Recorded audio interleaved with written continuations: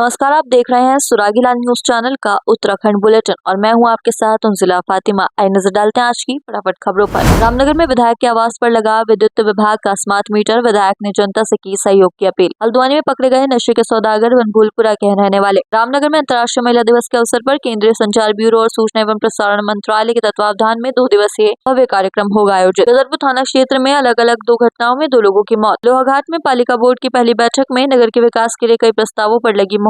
लोहाघाट विधानसभा की 1 दर्जन से अधिक सड़कों में डामरीकरण व नवनिर्माण की मिली स्वीकृति, विधायक अधिकारी के प्रयास लाए रंग। असम में लकड़ी के गिलटे की चपेट में आने से मासूम की दर्दनाक मौत, एक गंभीर। ग्रामीणों ने वन विभाग को बताया घटना का जिम्मेदार। क्षेत्र को बाढ़ की विभीषिका से बचाने के लिए डीएम ने लेवड़ा नदी पुल का किया स्थलीय निरीक्षण। एक आत्मा योजना अंतर्गत 1 दिवसीय प्रशिक्षण एवं गोष्ठी। देहरादून के अस्पताल से एसी कंप्रेसर चोरी। उत्तराखंड के 2 जिलों नैनीताल और बागेश्वर में जल्द शुरू होगी हेली सेवा। कोतवाल को हटाने की मांग को लेकर कांग्रेस ने एसएसपी ऑफिस किया कूच। अब खबरें विस्तार से। आपको बता दें, सरकार द्वारा पूरे प्रदेश में बिजली के स्मार्ट मीटर लगाने के निर्देश के बाद ये मीटर लगाने की कार्रवाई शुरू कर दी गई है। वहीं इन स्मार्ट मीटरों पर पूरे प्रदेश में लगातार विरोध जारी है। खासतौर पर कांग्रेस द्वारा इसको लेकर प्रदर्शन भी किया जा चुका है। कांग्रेस का कहना है कि मीटर लगने से गरीब जनता पर इसका असर पड़ेगा। तो वहीं बुधवार को विद्युत विभाग के अधिशासी अभियंता जीएस कार्की एवं एसडीओ डीएस निखुरपा के नेतृत्व में मौजूद टीम ने रामनगर विधायक दीवान सिंह के आवास पर स्मार्ट मीटर लगाने की कार्रवाई की। संवाददाता राजीव अग्रवाल की रिपोर्ट।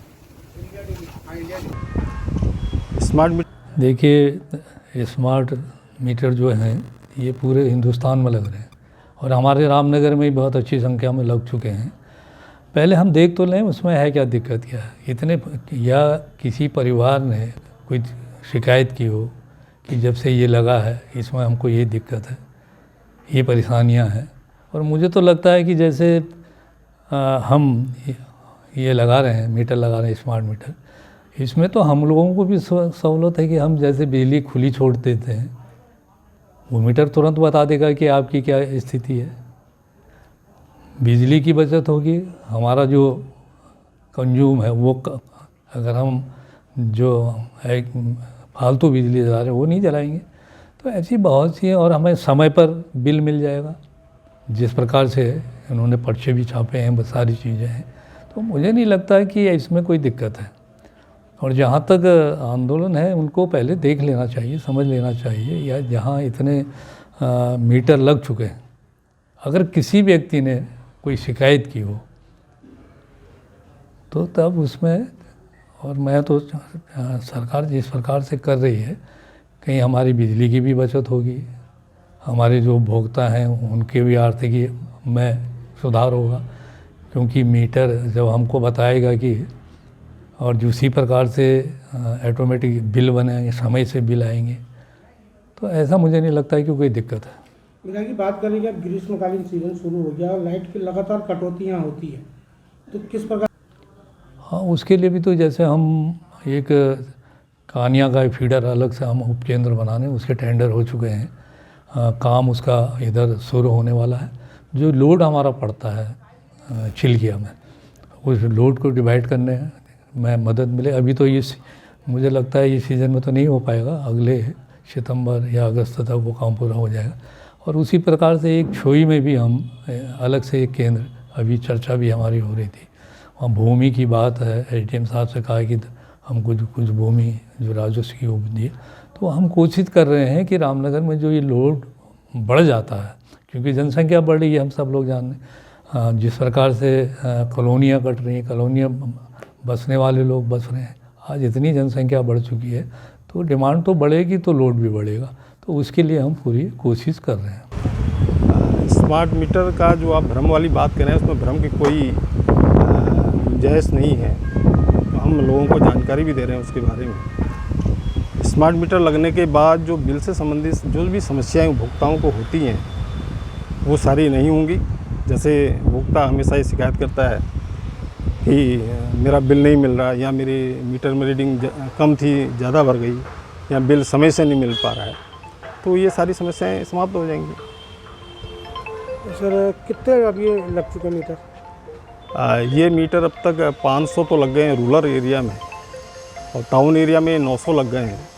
लगभग 1400 मीटर ये लग चुके हैं, और टोटल ये मीटर पूरे इस डिवीज़न में 35,000 के लगभग लगने हैं, जिस पर लगातार कार्रवाई चल रही है।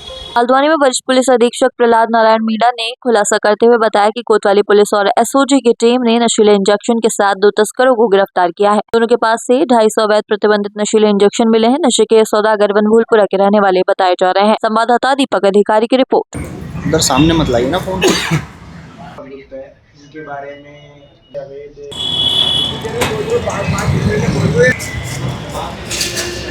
देखिए, माननीय मुख्यमंत्री जी के द्वारा वर्ष 2025 में ड्रग फ्री देवभूमि का एक अभियान चलाया गया और इसमें सभी जिला पुलिस अपने अपने स्तर पर कार्रवाई कर रही है। नैनीताल पुलिस के द्वारा 20 समय पर ऐसे जो नशे के तस्कर हैं इनके खिलाफ कार्रवाई की है।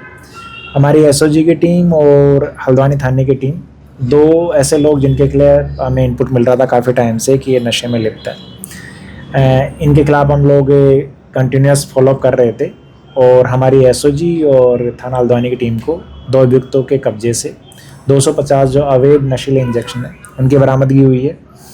और ये जो अभियुक्त हैं इनमें से एक अभियुक्त पूर्व में भी जेल जा चुका है, दूसरा अभियुक्त है उसका आपराधिक इतिहास का हम पता कर रहे हैं। प्रारंभिक तौर पर ये लोग बरेली बहेड़ी से ये अवैध नशे के इंजेक्शन लेके आए हैं और इनका ये कहना है कि ये हल्द्वानी क्षेत्र में इसकी सप्लाई करते हैं।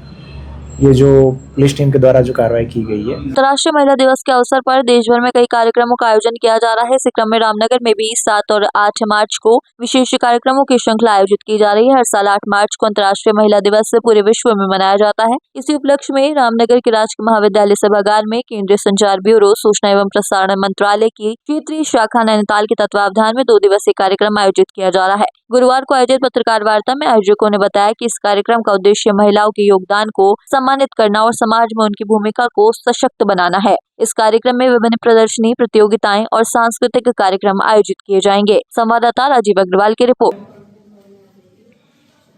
मैं श्रद्धा गुरुरानी तिवारी, केंद्रीय संचार ब्यूरो, सूचना और प्रसारण मंत्रालय, भारत सरकार के क्षेत्रीय कार्यालय नैनीताल की ओर से यहाँ पर हम लोग आए हैं। अंतर्राष्ट्रीय महिला दिवस पर एक कार्यक्रम हमारा शक्ति कार्यालय नैनीताल यहाँ पर आयोजित कर रहा है, जो कि राजकीय महाविद्यालय रामनगर में किया जाना है।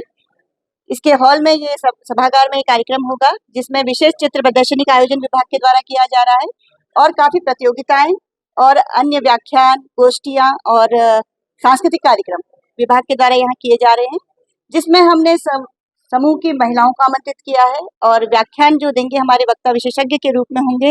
हमारे विषय से संबंधित वक्ता विशेषज्ञ यहाँ पर व्याख्यान देंगे और विभिन्न प्रतियोगिताएं महिलाओं के बीच यहाँ आयोजित की जाएंगी, जिसमें योगा कंपटीशन 30 वर्ष से 50 वर्ष की महिलाओं के बीच में होगा और मेहंदी प्रतियोगिता और होली गायन का कंपटीशन होगा, क्योंकि अभी नियर ही हमारी होली आने वाली है। तो महिलाओं को जागरूक करने के लिए इन माध्यमों के साथ हम उनको जागरूक करेंगे कि आपके लिए सरकार द्वारा क्या क्या योजनाएं आई हैं और हमारा प्रयास है कि जो रामनगर के आसपास की जो महिलाएं हैं जिन्होंने उत्कृष्ट कार्य किया है उनको भी हम मंच से सम्मानित करेंगे विभाग के द्वारा। और एक पेड़ माँ के नाम, जो कि हमारे भारत सरकार का स्लोगन है, तो इसको भी हम चरितार्थ करते हुए प्रतिदिन एक पेड़ माँ के नाम रामनगर में आयोजित करेंगे। इस कार्यक्रम को भी कितने दिन का करते हैं? ये कार्यक्रम आज भी पब्लिसिटी और कल 2 दिन का मुख्य कार्यक्रम है हमारा। 7 को उद्घाटन होगा हमारी प्रदर्शनी का और 8 को इसका समापन होगा। उधम सिंह नगर जनपद के गदरपुर थाना क्षेत्र में अलग अलग 2 घटनाओं में 2 लोगों की मौत हो गई है। पुलिस ने दोनों ही मृतकों के शवों को कब्जे में लेकर पोस्टमार्टम के लिए रुद्रपुर भेजा है और पूरे मामले की जांच शुरू कर दी है। पहला मामला गदरपुर के गोपाल नगर का है, जहां पर मंगलवार रात ड्यूटी से घर लौट रहे बाइक सवार बच्चन सिंह पुत्र किशन सिंह निवासी चक्की मोड़ तिलपुरी दिनेशपुर को डंपर ने टक्कर मार दी, जिसमें बच्चन सिंह की मौके पर ही मौत हो गई। वहीं दूसरा मामला गदरपुर के महतोश मोड़ का है, जहां बुधवार सुबह 5 बजे पन्नगर सितकुल की कंपनी में ड्यूटी करने जा रहे हर्षित कालरा पुत्र चंद्रशेखर निवासी दौलतगंज गदरपुर को रॉन्ग साइड से आ रही टेम्पो ने टक्कर मार दी। संवाददाता दुर्गेश तिवारी की रिपोर्ट।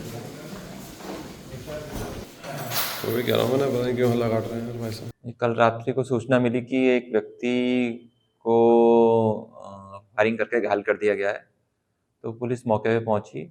व्यक्ति को अभी हॉस्पिटल में है और उसके द्वारा बताया गया कि 3 लड़के मोटरसाइकिल में आए थे जिन्होंने उसको फायरिंग करके उसके पाँव पे गोली मारी है। अभी तहरीर उन्होंने परिवार ने अभी नहीं दी है और पुलिस ने अपना काम शुरू कर दिया है, उनको आइडेंटिफाई करना शुरू कर दिया है और जल्दी आइडेंटिफाई करके उनके खिलाफ मुकदमा दर्ज करके कार्रवाई करी जाएगी। बुधवार को लोहाघाट नगर पालिका सभागार में लोहाघाट नगर पालिका के नवनिर्वाचित बोर्ड की पहली बैठक पालिका अध्यक्ष गोविंद वर्मा की अध्यक्षता एवं अधिशासी अधिकारी सौरभ नेगी के संचालन में संपन्न की गई। बोर्ड बैठक में लोहाघाट विधायक अधिकारी मौजूद रहे। विधायक अधिकारी ने नवनिर्वाचित बोर्ड को शुभकामनाएं देते हुए कहा, उन्हें पूरी आशा है कि नया बोर्ड पालिका अध्यक्ष गोविंद वर्मा के नेतृत्व में नगर के विकास के लिए अपनी अहम भूमिका निभाएगा। संवाददाता लक्ष्मण बिष्ट की रिपोर्ट। धन्यवाद देना चाहूँगा माननीय विधायक जी। सर्वप्रथम जो आज बोर्ड मीटिंग की गई, इसमें समस्त सभासदों द्वारा और खुद मैंने समस्त नगरवासी को धन्यवाद पारित करते हुए नगर की जो भी मूलभूत समस्या हैं उन समस्या की ओर समस्त सभासदों ने ध्यान आकर्षित किया। और इसके साथ जो भी हमारी जैसे लगातार यहाँ पार्किंग की आवश्यकता थी, पार्किंग बहुमंजिला पार्किंग बनके तैयार है मल्टी स्टोरी, और उसमें तुरंत ही बोर्ड में प्रस्ताव पारित हो गया कि प्रति गाड़ी के हिसाब से प्रति महीना 800 रुपये के हिसाब से इसमें पार्किंग शुल्क लिया जाएगा। और जो निःशुल्क कार पार्किंग है, हमारे पिछले बोर्ड द्वारा 5-6 निःशुल्क कार पार्किंग बनाई गई हैं जो रोड के दोनों तरफ गाड़ियां खड़ी रहती हैं।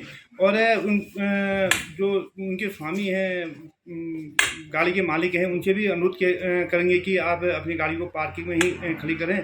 और वैकल्पिक व्यवस्था के तहत जो हमारे लोहाघाट नगर में पानी की समस्या है, इसको देखते हुए 2 अभी हैंडपम्प बोर्ड द्वारा बोर्ड में प्रस्ताव लाया गया और जिसमें सहर्ष स्वीकृति दे दी गई है। और हमारे लगातार ये प्रयास है कि हमारा लोहाघाट नगर एक स्वच्छ और सुंदर लोहाघाट बने। इसको देखते हुए जो पर्यावरण मित्र है, हमारे पर्यावरण मित्रों का रोस्टर बना करके, और जो गाड़ियाँ हमारी डोर टू डोर कलेक्शन करती हैं कूड़े का, उसमें जो कमियां हैं उन कमियों को दूर करने का बोर्ड द्वारा प्रयास किया गया है। और मैं लोहाघाट की जनता से ये भी अनुरोध करना चाहूँगा कि जो हमारा लोहाघाट नगर है प्राकृतिक रूप से बहुत सुंदर है, और इस नगर को और सुंदर कैसे बनाएं, इस ओर जितने भी आप लोगों के सुझाव आएंगे उन सुझाव में हम लगातार प्रयासरत रहेंगे। और जो भी यहाँ की मूलभूत समस्या हैं उन समस्याओं के लिए लगातार समस्त हमारा जितने भी नए नवनिर्वाचित बोर्ड आया है सभासदगण और मैं खुद लगातार प्रयासरत हैं और प्रयासरत रहेंगे भी, और इन समस्याओं का समाधान करने का पूर्ण। देखिए, पहले तो मैं बहुत बहुत धन्यवाद दूंगा नगर पालिका परिषद के समस्त सभासदों को, माननीय सभासदों को और माननीय अतिथि को कि आपने यहाँ पर एक अच्छी बैठक आउट की, जिसमें आपने 3 प्रस्ताव यहाँ पर लाए, जिसमें स्वच्छता के बारे में कहा गया, यातायात के बारे में कहा गया और तीसरा कहीं पेयजल के बारे में कहा गया। तो तीनों का निराकरण पूरी इनके कमेटी के द्वारा की गई और उसको पास किया गया। उसमें मेरे से भी आशा की गई कि आप इसमें सहयोग करेंगे। मैंने उनको यही कहा कि जो मेरे स्तर का होगा बिल्कुल मैं आपके साथ कंधे से कंधा मिलाकर आपका सहयोग करूंगा और जो भी मेरे से होगा सहयोग करूंगा। ये मैंने देखिए, नई बोर्ड से बहुत अच्छी आशा है। जिस प्रकार की आज इनकी बैठक आउट की गई है, जिस शांत माहौल पर इन्होंने बैठक की, वो एक अपने आप में एक उदाहरण है। और मैं तो आशा करूंगा कि इसी प्रकार इनकी बैठकें हों और इनकी बैठकें सफल हों। और मुझे लगता है कि ये नया कार्यकारिणी इनकी बहुत अच्छा काम इस नगर चाहे तो एक साथ होनी चाहिए, सब लोग एक साथ बैठना ही नहीं चाहते। पापा, ट्राई दिस। लो, सब लपक लीजिए।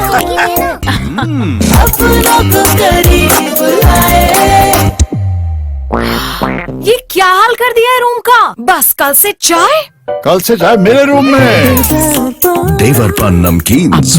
लोहाघाट विधायक खुशहाल सिंह अधिकारी के प्रयास अब रंग लाने लगे हैं। विधायक अधिकारी के प्रयासों से लोहाघाट विधानसभा की 1 दर्जन से अधिक सड़कों में डामरीकरण व नवनिर्माण की स्वीकृति मिल चुकी है। लोहाघाट विधायक खुशहाल सिंह अधिकारी ने जानकारी देते हुए बताया कि शासन से विधानसभा की 1 दर्जन से अधिक सड़कों के नवनिर्माण और डामरीकरण की स्वीकृति मिल चुकी है, जिनमें जल्द कार्य शुरू कर दिया जाएगा। संवाददाता लक्ष्मण बिष्ट की रिपोर्ट। पानी के लिए हमने कहा था, पानी के लिए माननीय मुख्यमंत्री जी ने अपनी घोषणा में कहा है। देखिए, अब सरकार का मामला है, करना सरकार को है, घोषणा सरकार की है, हमारा तो कुछ नहीं। हमने तो जनता के सेवक है, जनता ने हमसे आदेश किया था तो मैंने जनता का आदेश का पालन करते हुए मैंने उस बात को यहाँ पर रखा और माननीय मुख्यमंत्री जी ने उसको स्वीकार किया है और उनकी जिम्मेदारी की वो कितनी जल्दी उस काम को कर सकते हैं। देखिए, ये सब आप लोगों का स्नेह प्यार है, ये जनता का आशीर्वाद है, ये जनता के सहयोग से। क्योंकि हम क्षेत्र में जाते थे तो जनता का कहना था कि भाई खड़ंजे और सौर ऊर्जा तो ये लगती रहती है, सौर ऊर्जा तो बाकायदा आप थोड़ा सा जो हमारी बरसों से सड़कें खराब हैं, इन सबको ठीक करने का अगर काम कर देंगे तो हम इस चीज़ को विकास मानेंगे। तो आप लोगों के सहयोग से, जनता के आशीर्वाद से सरकार ने उन कामों को किया, इसलिए मैं बहुत बहुत धन्यवाद दूंगा जनता के सहयोग को। और इस बार तो मैं आपको यह भी कहना चाहूँगा कि पूरे हमारे चंपावत विधानसभा में ज़्यादा पैसा इस लोहाघाट विधानसभा में आया है पीडब्ल्यूडी में। इसके लिए भी मैं माननीय मुख्यमंत्री जी को बहुत बहुत धन्यवाद दूंगा और पीडब्ल्यूडी के माननीय मंत्री जी सतपाल महाराज जी को भी धन्यवाद दूंगा कि आपने इस लोहाघाट विधानसभा को ध्यान में रखा। इसके लिए सबको धन्यवाद देता हूँ। लोहाघाट ब्लॉक के सीमांत पासम गांव के सेलातोक से एक दुखद घटना सामने आ रही है, जहां सड़क किनारे वन विभाग के द्वारा काटे गए लकड़ी के गिल्टे की चपेट में आने से नितेश चंद्र उम्र 9 वर्ष पुत्र नारायण चंद की मौके पर ही दर्दनाक मौत हो गई तथा मनोज चंद उम्र 10 वर्ष पुत्र हयात चंद गंभीर रूप से घायल हो गया। आनंद फानन में ग्रामीण घायल बच्चे को लोहाघाट उप जिला चिकित्सालय लेकर पहुंचे, जहां सीएमओ डॉक्टर देवेश चौहान तथा डॉक्टर दीक्षा के द्वारा घायल बच्चे का इलाज किया गया। वहीं इस पूरी घटना का जिम्मेदार ग्रामीणों ने वन विभाग को ठहराया है। संवाददाता लक्ष्मण बिष्ट की रिपोर्ट।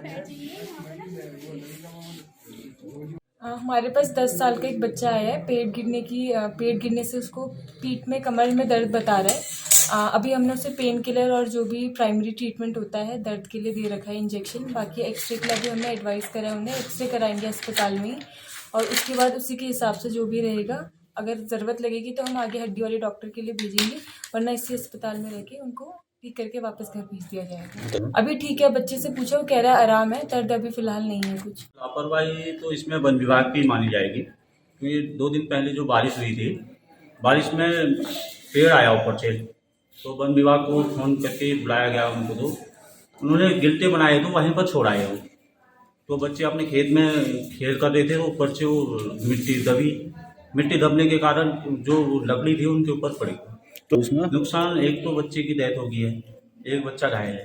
तो प्रशासन से यही मांग करना चाहते हैं कि इनका जो भी है मुआवजा बनाया जाए। खबर है उधम सिंह नगर के बाजपुर से। बता दें कि बारिश के दिनों में नगर व आसपास के क्षेत्र को बाढ़ की विभीषिका से बचाने के लिए प्रशासनिक तैयारियां तेज हो गई हैं। जिलाधिकारी नितिन सिंह भदौरिया ने विभिन्न विभागों के अधिकारियों, कर्मचारियों एवं भाजपा नेताओं के साथ लेवड़ा नदी का स्थलीय निरीक्षण किया। संवाददाता लवकुश श्रीवास्तव की रिपोर्ट। बाजपुर में निरंतर बाढ़ की समस्या, जो हमेशा बाढ़ के सीजन में आ जाती है, एक बहुत ही गंभीर समस्या है, और इसमें हम लोगों के द्वारा पूरा निरीक्षण किया गया, उन पॉइंट्स को देखा गया, यहाँ जनप्रतिनिधि भी पूरा मौजूद थे, और उनके द्वारा भी अवगत कराया गया कि कैसे कैसे पूरे शहर को एक दर्द झेलना पड़ता है। तो हमारी कोशिश यही है कि इसमें हम वेरियस पॉइंट्स को ऐसे कवर करें कि पूरा एक इंटीग्रेटेड सॉल्यूशन दे पाए। तो सर्वप्रथम यहाँ पे कुछ टेम्परेरी सॉल्यूशंस भी सब लोगों के द्वारा सुझाव में दिए गए हैं। एक ड्रोन सर्वे को हम लोगों ने, ड्रोन सर्वे और प्लान सर्वे के लिए इरिगेशन को 11 तारीख तक पूरा सर्वे प्रोड्यूस करने के लिए कहा गया है। 11 तारीख को यही सर्वे हम लोग कमिश्नर साहब के पास, क्योंकि नैनीताल और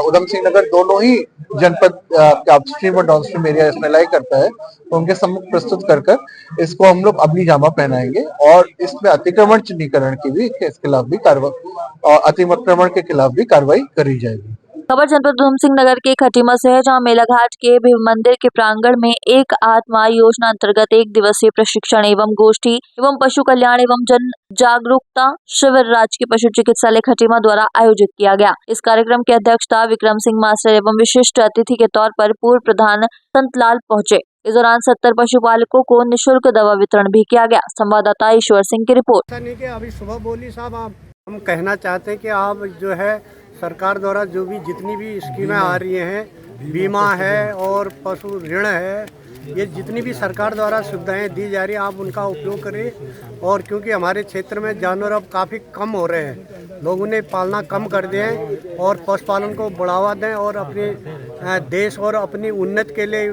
इस काम को करें। इसमें अच्छा फ़ायदा है। थोड़ा एक वैज्ञानिक तरीके से पशुपालन करें तो उसमें आपको और अच्छा फायदा होगा।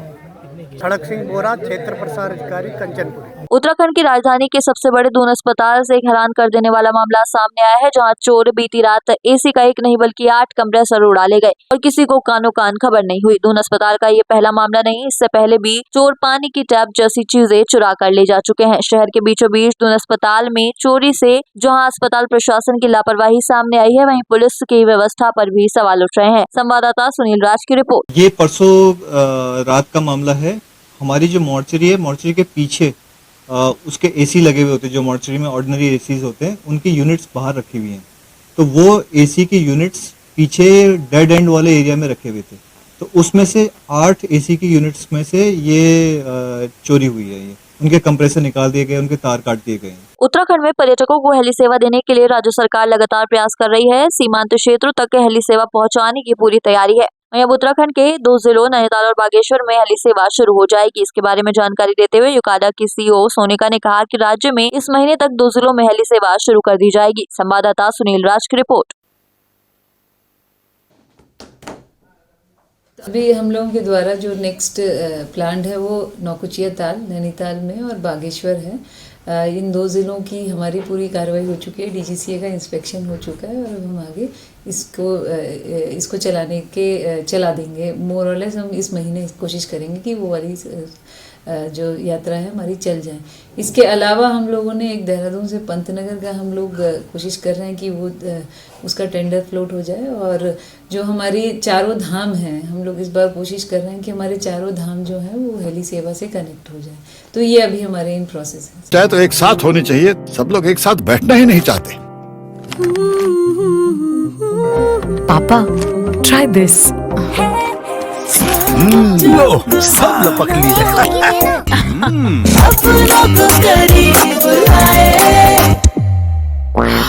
ये क्या हाल कर दिया है रूम का? बस कल से चाय मेरे रूम में।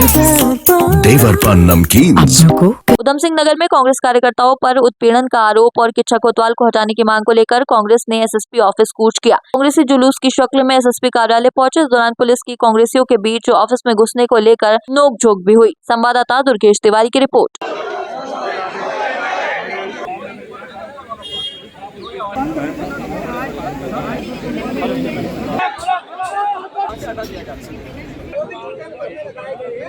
तो देखिए, पूरे प्रदेश में जंगल राज कायम हो चुका है। सरकार नाम की इस प्रदेश में कोई सरकार है ही नहीं और एक गठजोड़ है अपराधियों और सरकार का। पुलिस प्रशासन बिल्कुल बेलगाम हो चुका है, सरकार के इशारे पर काम कर रहा है। और जो ताज़ा तरीन मामला है किच्छा में सरवर यार खां, तो कांग्रेस के कार्यकर्ता भी नेता भी हैं और स्वतंत्रता संग्राम सेनानी परिवार से ताल्लुक रखते हैं। उनके परिवार के 2 सदस्य आज़ादी की लड़ाई में शहीद हुए हैं। उनका एक इतिहास है और पृष्ठभूमि से आते हैं। उनके खिलाफ एक तहरीर पर, एक साधारण सी प्रार्थना पत्र पर, अर्जी पर तत्काल कार्रवाई हो जाती है। सहकारिता के चुनाव उठा लिया जाता है, जबरन उठा लिया जाता है और उनको अपमानित किया जाता है। हमारा उसी विषय को लेकर अनेक विषय हैं। हर जगह पुलिस प्रशासन कांग्रेस कार्यकर्ताओं के उत्पीड़न कर रहा है, उन्हें फर्जी मामलों में इन्वॉल्व कर रहा है। और इसी को लेकर आज हमने कहा है कि इसकी जांच होनी चाहिए।